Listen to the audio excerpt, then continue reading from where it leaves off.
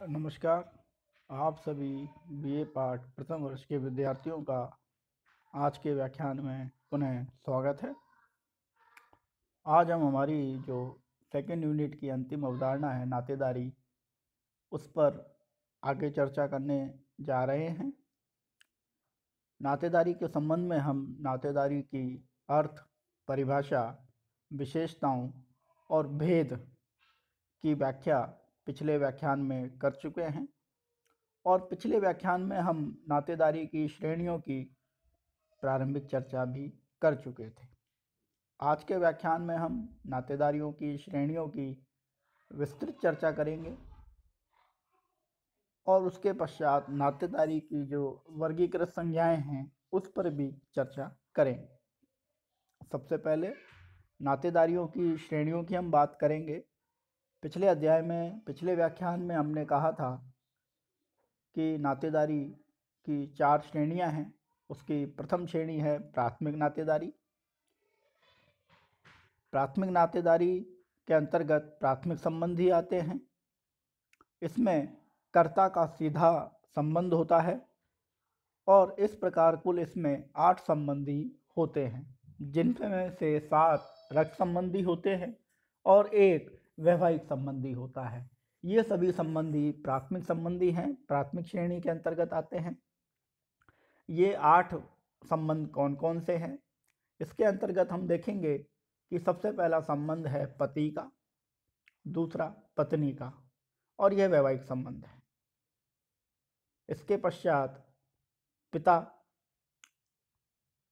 पुत्री, पुत्र, माता, बहन और भाई, ये जो संबंध हैं ये सभी संबंध रक्त संबंध हैं। अर्थात पिता, पुत्री, माता, पुत्र, बहन, भाई, ये जो सभी संबंध हैं ये रक्त संबंधों के आधार पर निर्मित होते हैं और पति पत्नी का जो संबंध है यह वैवाहिक संबंधों के आधार पर निर्मित होता है। इसको इस रूप में भी देख सकते हैं हम। पति पत्नी एक संबंध हुआ, पिता पुत्र दूसरा संबंध हुआ, पिता पुत्री तीसरा संबंध होता है। इसी प्रकार माता पुत्र चौथा संबंध होता है, माता पुत्री पांचवा संबंध होता है, भाई भाई छठा संबंध होता है, भाई बहन सातवां संबंध होता है और बहन बहन आठवां संबंध होता है। इस प्रकार से 8 संबंध इन पदों के आधार पर बनते हैं। इनमें से एक पद पति पत्नी का जो है वह वैवाहिक संबंधों के आधार पर निर्मित होता है और जो 7 पद हैं वह सभी रक्त संबंधों के आधार पर निर्मित होते हैं। इस प्रकार प्राथमिक संबंधियों में कुल 8 प्रकार के संबंध प्राप्त होते हैं और इन 8 प्रकार के संबंधों में एक वैवाहिक संबंध और 7 रक्त संबंधी होते हैं। इसके पश्चात अब हम चर्चा करेंगे द्वितीयक संबंधों की, अर्थात नातेदारियों की श्रेणियों में दूसरी जो श्रेणी है वह है द्वितीयक संबंधी। कर्ता के द्वितीयक संबंधी वे होते हैं जो कर्ता के प्राथमिक संबंधी के प्राथमिक संबंधी होते हैं परंतु कर्ता से सीधे संबंधित नहीं होते। उदाहरण के लिए पिता के पिता। द्वितीयक संबंधी संख्या में 33 होते हैं। अब हम इसे साधारण शब्दों में समझेंगे, सामान्य शब्दों में समझेंगे या सामान्य अर्थ लेंगे कि प्राथमिक संबंधी के जो प्राथमिक संबंधी हैं वे कर्ता के द्वितीयक संबंधी होते हैं। उदाहरण के लिए पिता का पिता, पिता पुत्र में पुत्र का दादा होता है और यह जो दादा का जो संबंध है यह द्वितीयक संबंधी होता है। इस प्रकार से प्रत्येक प्राथमिक संबंधी के, प्रत्येक कर्ता के जो प्राथमिक संबंधी होते हैं और उस कर्ता के जो प्राथमिक संबंधी हैं, प्राथमिक संबंधी के जो प्राथमिक संबंधी हैं वह कर्ता के द्वितीयक संबंधी होते हैं। इस प्रकार द्वितीयक संबंधियों की जो कुल संख्या है वह 33 प्रकार से संबंध बनते हैं। कुछ सामान्य शब्दों में हम इन पदों को देखें कि जैसे एक व्यक्ति है वह किसी का पुत्र है। अब यह जो पुत्र है इसके पिता के पिता वह उसका दादा कहलाता है। उस पिता के माता जो है वह उसकी दादी कहलाती है।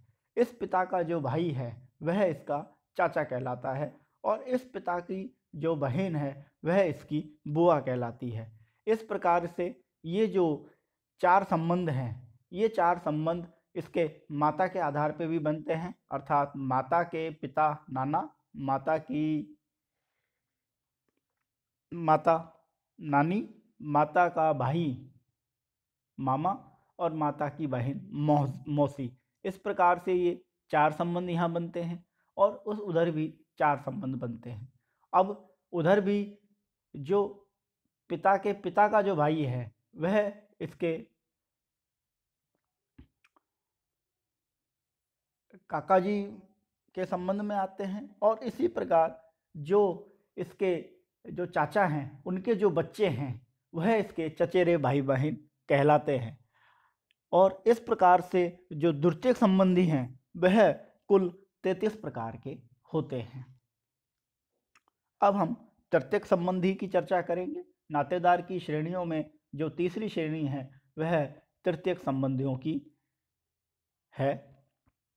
व्यक्ति के अर्थात कर्ता के तृतीयक संबंधी वे होते हैं जो प्राथमिक संबंधी के प्राथमिक होते हैं, जो द्वितीयक संबंधी के प्राथमिक होते हैं, अर्थात परदादा, दादा, पिता, पुत्र। और इस प्रकार से जो इनकी संख्या है वह 151 होती है। इसे हम एक उदाहरण के माध्यम से समझेंगे। किसी पुत्र का जो द्वितीयक संबंधी है वह उसका दादा होता है और दादा का जो प्राथमिक संबंधी है वह उसका पिता होता है। तो उस पुत्र का जो दादा के पिता के साथ संबंध है वह परदादा का है और ये जो परदादा का जो संबंध है यह तृतीयक संबंधियों के अंतर्गत आता है।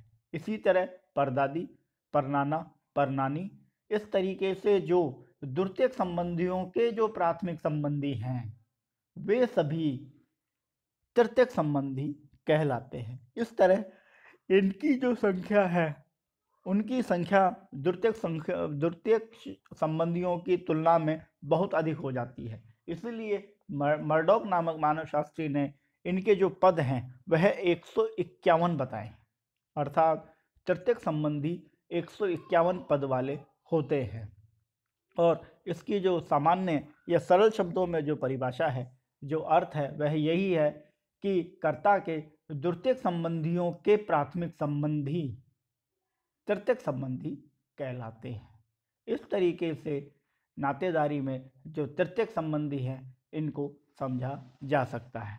अब अंत में जो है वह जो चौथी श्रेणी है उसे हम कहते हैं दूर के संबंधी। तृतीयक संबंधियों के प्राथमिक संबंधी, प्राथमिक द्वितीयक संबंधी कर्ता के दूर के संबंधी कहलाते हैं। अर्थात कर्ता के जो द्वितीयक संबंधी हैं, कर्ता के जो तृतीयक संबंधी हैं उनके प्राथमिक और द्वितीयक संबंधी कर्ता के दूर के नातेदार या दूर के संबंधी कहलाते हैं। इसको एक उदाहरण के माध्यम से हम यह समझेंगे कि परदादा के जो प्राथमिक संबंधी हैं या परदादा के जो द्वितीयक संबंधी हैं या ये जो परदादा के जो प्राथमिक और द्वितीयक संबंधी हैं वह कर्ता के दूर के संबंधी कहलाते हैं। उदाहरण के लिए परदादा की जो बहन है या परदादा का जो भाई है वह कर्ता का दूर का संबंधी कहलाता है। इस तरीके से नातेदारियों की जो ये श्रेणियां हैं 4 वर्गों में विभाजित कर समझी गई हैं।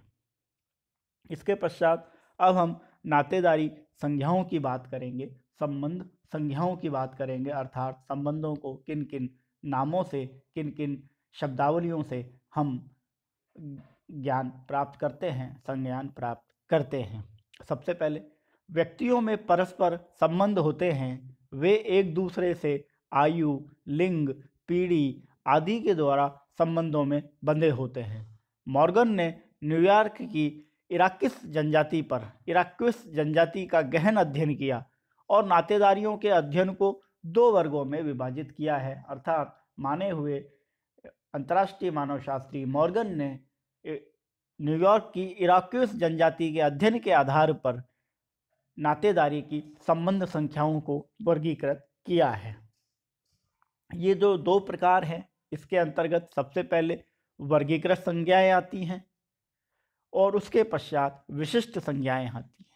वर्गीकृत संज्ञाएं वे नातेदारी शब्द हैं जिनमें संबंधियों के एक समूह को संबोधित किया जाता है, अंकल, पेरेंट, ग्रैंडफादर आदि।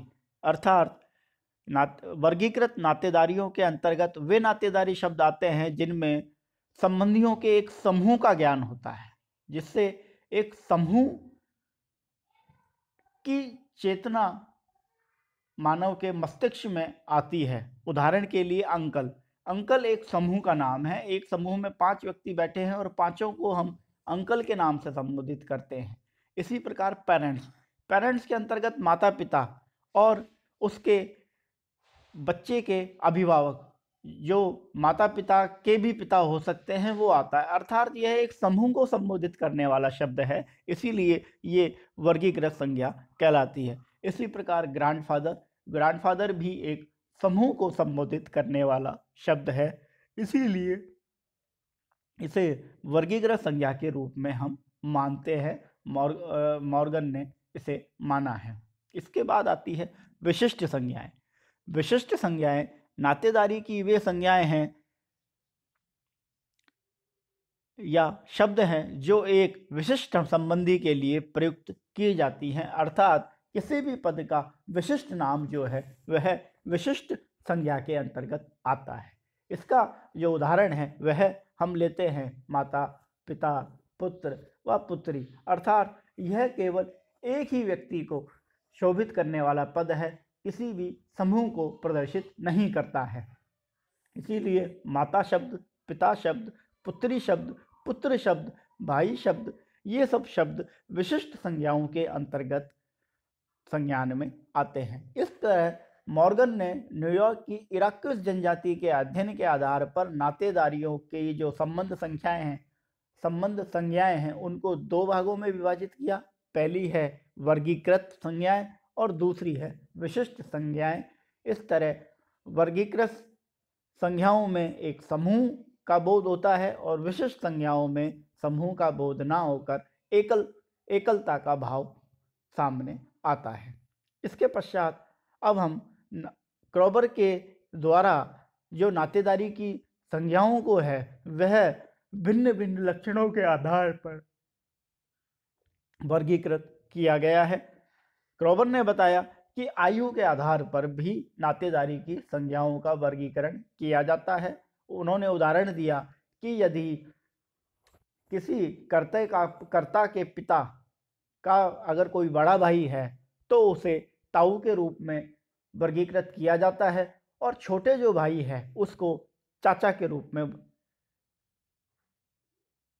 वर्गीकृत किया जाता है। और इसी प्रकार ताऊ की जो पत्नी है वह ताई जी कहलाती हैं और जो चाचा की जो पत्नी है वह चाची कहलाती है। और उधर जो माता के संबंधों में जो है मामा जो शब्द है उनकी वाइफ जो है वह मामी कहलाती है और मौसी जी के जो पति हैं वह मौसा जी कहलाते हैं। इस प्रकार आयु भेद के आधार पर भी इनका वर्गीकरण किया गया है।